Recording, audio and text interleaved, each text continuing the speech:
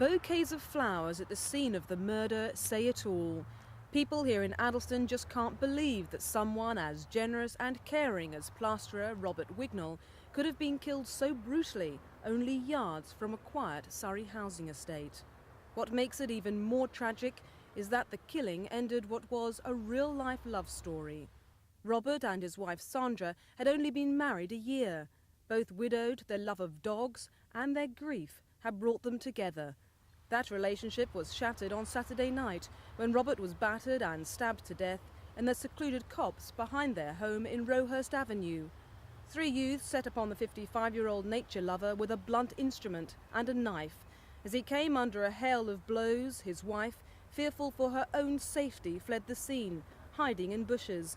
When she returned a few minutes later, her husband lay dead in a pool of blood. Police have described this attack as particularly vicious and wicked. As far as they can see, there was no apparent motive for the killing. They've only sketchy descriptions so far of the 3 assailants. They're in their early 20s. The hunt for those attackers continues in earnest today. It's difficult for me to get into the mind of people who would carry out such a brutal and wicked attack. But what in fact they have done is they've killed Robert Wignall, killed him brutally. They've left a widow, and she is broken-hearted. She has lost somebody who cared for her, and his children, they've lost a father. So it's a very sad end to this man's life. Well, you'd no words to describe the contempt for those sort of people. Everybody's pretty shocked around here. It's not something you'd expect. He's a nice man who kept themselves to themselves. They always used to go up the wood to feed the animals, but this time they forgot to take the dog. But they're rarely animal-minded, and just unfortunately he's a real nice guy.